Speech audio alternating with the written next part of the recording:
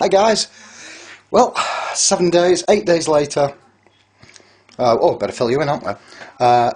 This video was done as a 7-day restore on a radio I found in a skip. This is vintageradio.net.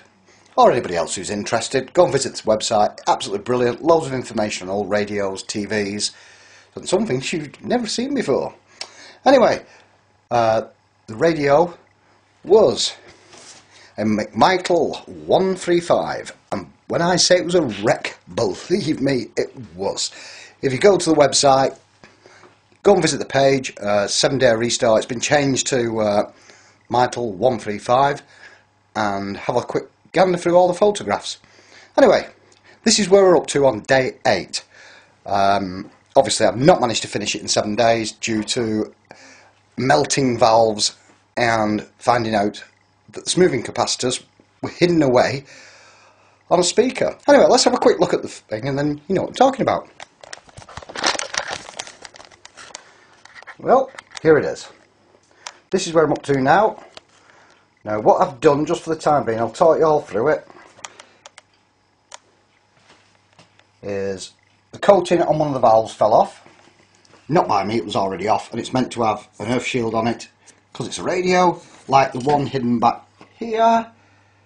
Lovely TP valve. As I found out this evening, Saturday, if you stick a little piece of wire on the top here, I'm not touching it,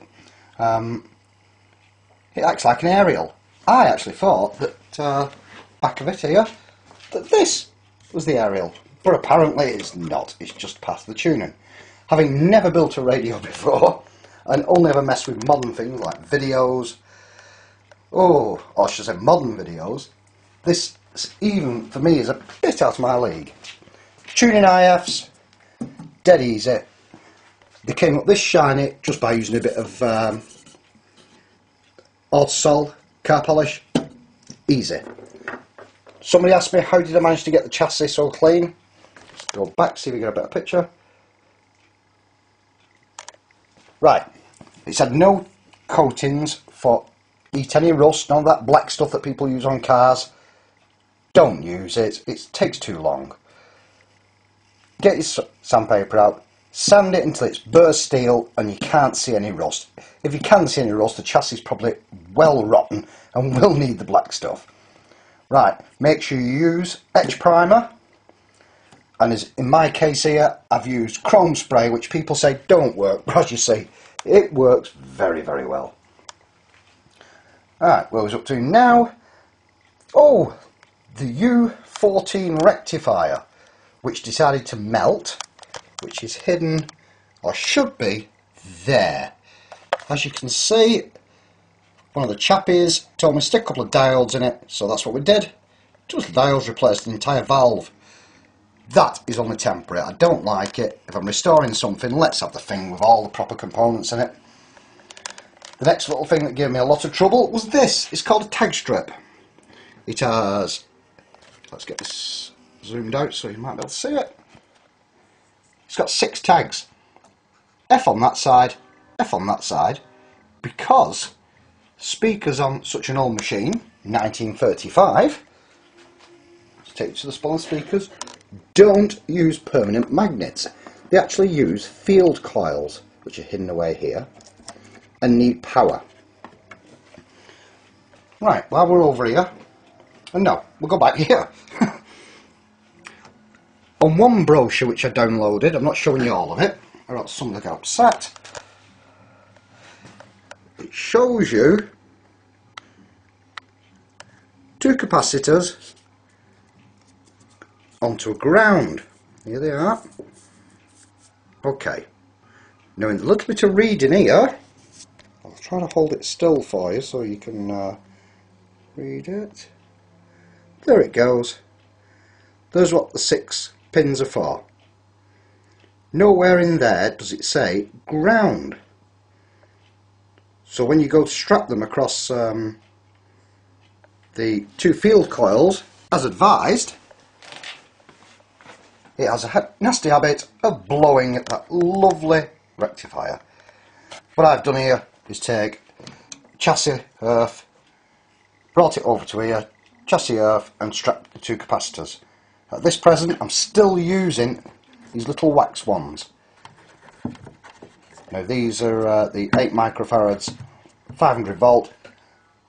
One of them works, one of them's temperamental. In short, as you can see, it leaks a little bit of wax as it starts getting warm. Then we'll get replaced on Monday when I can get to RS. Anyway, that's the speakers. Nice and easy. Now, the last question I asked, I think, was why am I getting a good radio signal? Hang on while I have a drink.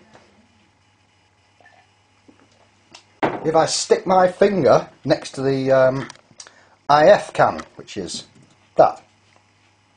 Somebody suggested putting an aerial on it, and I didn't think you need an external aerial because we have, going back, we have that little thing. You know, this, which is open any modern radio, it's got something like that. But it does. It needs an aerial. All I've got in this case is a piece of wire which is going all the way around my kitchen and up past my TV and dangling outside so I can get a signal. Now, let's turn it on. As you can probably hear, we've got a gentle hum.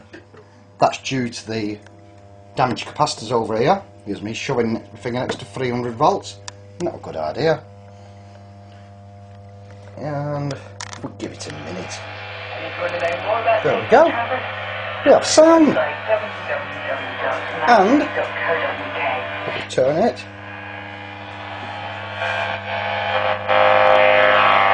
lots of noise.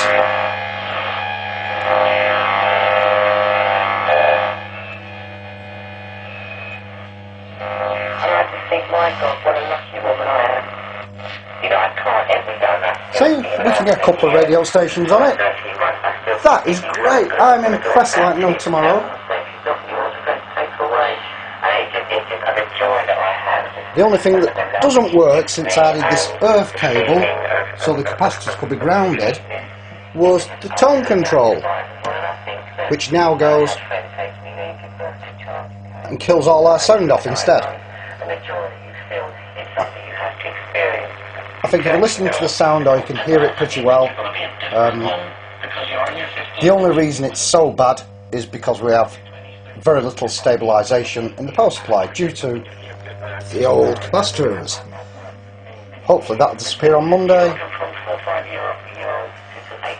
Now that was easy, wasn't it?